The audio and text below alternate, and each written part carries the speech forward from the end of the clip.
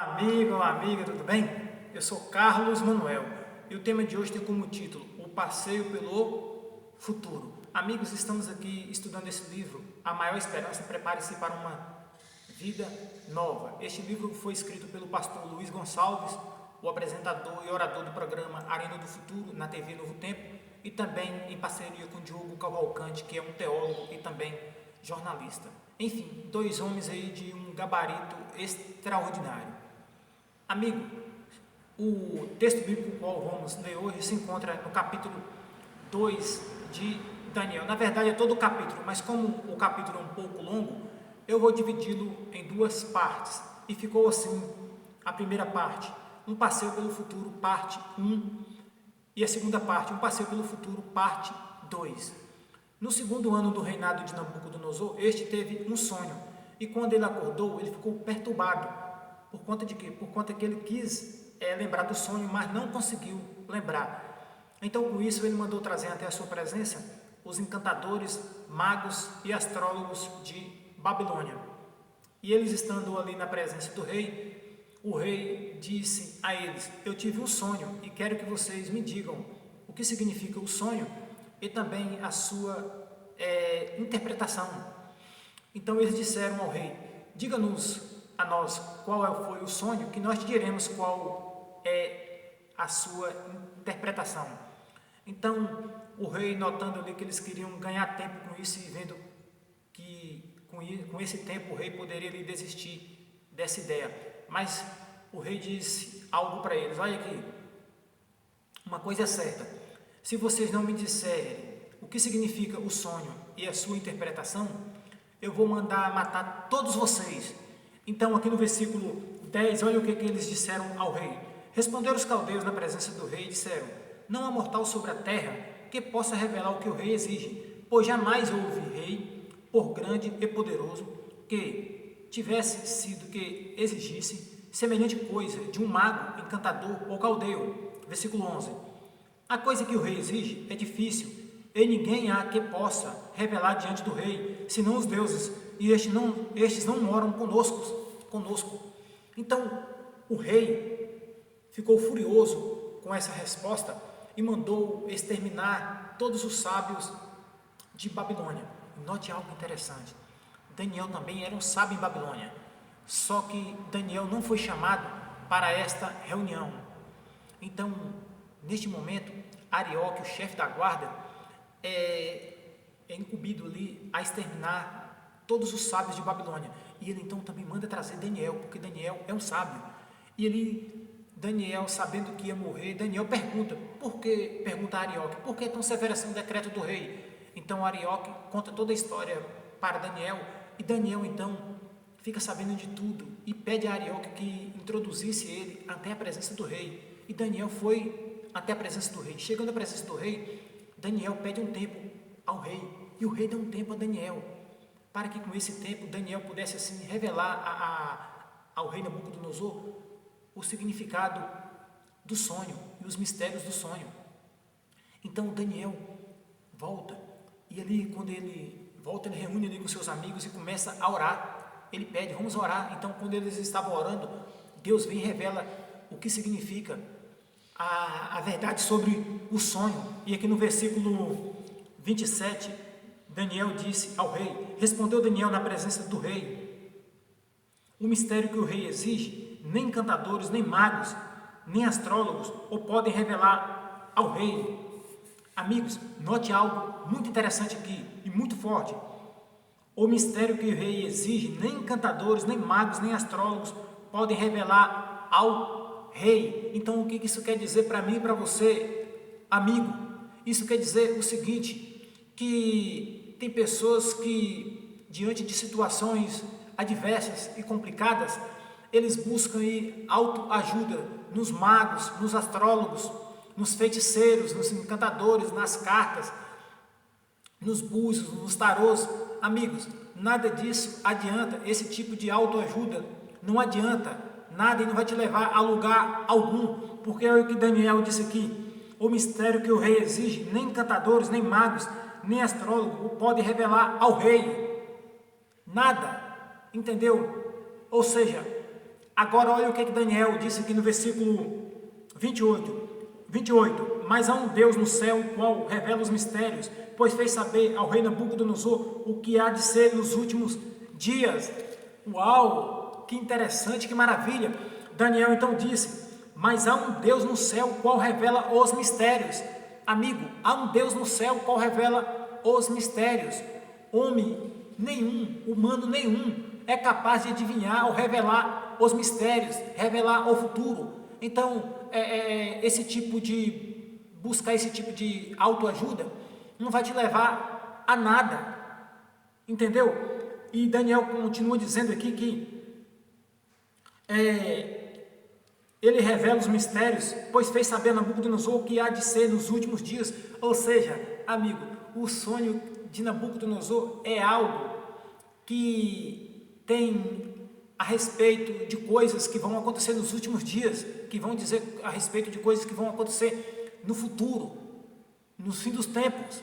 Então Daniel diz a ele que são coisas que iam acontecer nos últimos dias, ou seja, são coisas que estão acontecendo agora em nossos dias. E que coisas são essas? Interessante, né? Mas nós vamos descobrir aqui, dentro desse livro, do capítulo 2 de Daniel. E ele continua dizendo aqui ainda, o teu sonho e as visões da tua cabeça, quando estava no teu leito, são estas. Então aqui Daniel começa a ter um passeio pelo futuro. E o versículo 31 diz assim, tu, ó rei, estava vendo, e eis aqui uma grande estátua, e esta que era imensa e de extraordinário resplendor, estava em pé diante de ti. A sua aparência era terrível, a cabeça era de fino ouro, o peito e os braços de prata e o ventre e os quadris de bronze, as pernas de ferro e os pés em parte de ferro e em parte de barro. Quando estava olhando, uma pedra foi cortada sem auxílio de mãos, feriu a estátua nos pés de ferro e de barro e os esmiuçou. Então foi juntamente esmiuçado o ferro, o barro, o bronze, a prata e o ouro, os quais se fizeram como uma palha nas eiras, no ertil, e o vento os levou, e deles não se viram mais vestígios. Mas a pedra que feriu a estátua se tornou em grande montanha que encheu toda a terra. Amigos, Daniel falou aqui para o rei que enquanto ele estava olhando nas suas visões da noite, apareceu diante dele uma enorme estátua. Mas note algo interessante aqui. Daniel também disse que enquanto ele estava olhando para aquela grande estátua, disse que uma pedra foi cortada sem auxílio de mãos humanas, e esta pedra foi lançada sobre os pés da estátua, e a esmiuçou, a quebrou, a derrubou, a destruiu, esfarelou. Amigo, o que significa esta pedra? Que enquanto o rei estava olhando ali para aquela grande estátua, essa pedra foi cortada sem auxílio de mãos e foi lançada sobre os pés da estátua e as esmiuçou, derrubou e destruiu a estátua. O que significa isso? No próximo tema eu vou te dizer o que significa a pedra. No tema Um Passeio pelo Futuro, parte 2. Então não perca o próximo tema. E também vou dizer o que significa os dedos, os pés e os artérios da estátua.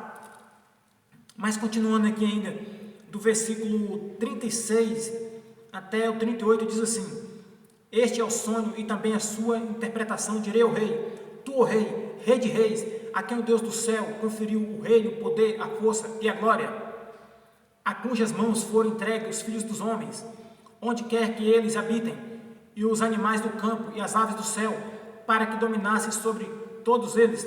Tu és o cabeça de ouro. Uau, que algo impressionante, não é verdade? Daniel disse ao rei: rei, tu és o cabeça de ouro da estátua, ou seja, o próprio Império Babilônico era a cabeça de ouro da estátua. Aqui Daniel falou para o rei: ó rei, a cabeça de ouro da estátua é o seu próprio reinado, você é o próprio cabeça de ouro da estátua. Ou seja, aqui uma parte do sonho no qual Nabucodonosor teve a respeito da estátua, uma parte dela se cumpriria em seus próprios dias. Babilônia era o cabeça de ouro da estátua. Que revelação impressionante.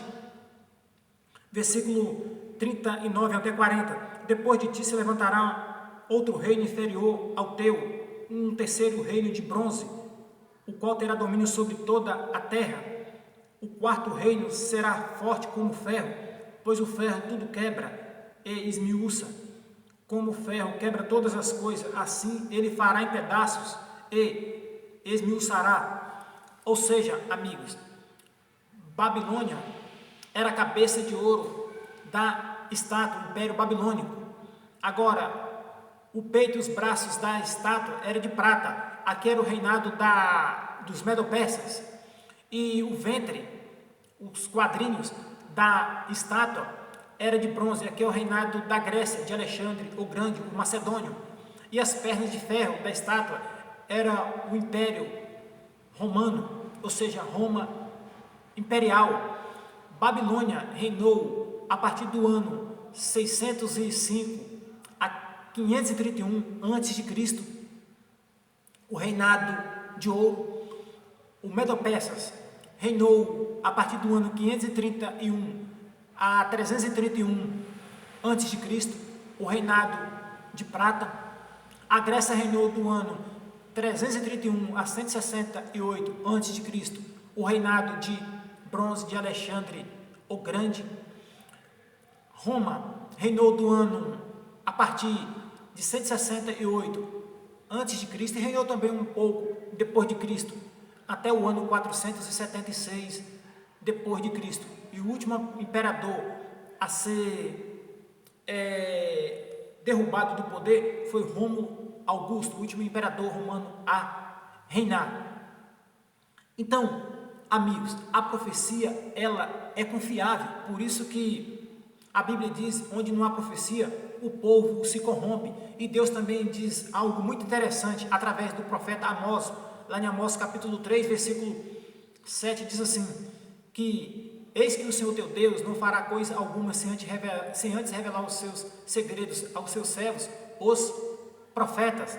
Ou seja, amigo, tudo que vai acontecer daqui para frente, o povo de Deus, os que estudam as profecias, sabem, porque Deus revela para eles, porque eles não são estudantes da Bíblia, estudantes superficiais, são estudantes autênticos, são estudantes que buscam lá no fundo e no profundo das Escrituras, tudo aquilo que eles precisam para atravessar o tempo no qual estamos vivendo.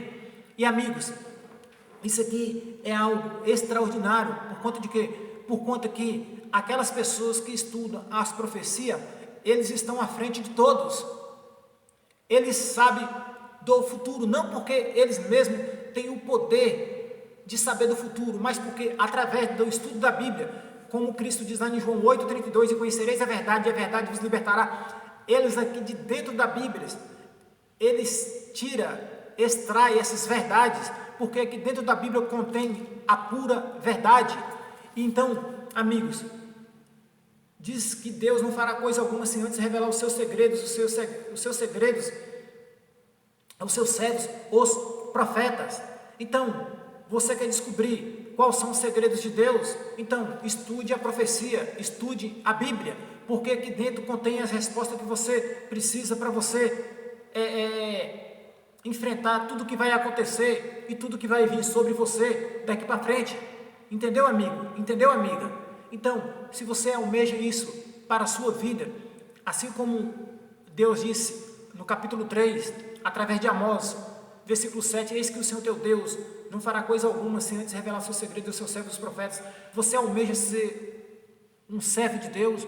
Almeja ser um profeta de Deus? Se você almeja isto para você e para a sua vida, me permita lhes dirigir uma oração neste momento. Querido Deus, exaltado e glorificado é o teu nome. Pai amado, neste momento eu entrego o amigo ouvinte nas tuas mãos. Senhor, os revista com o poder do teu Santo Espírito, livrando, ó Deus, de todo mal, e ajuda, ó Pai, a cada um deles conhecer a tua palavra, as profecias, e que seja feito segundo a tua vontade, em nome de Jesus. Amém.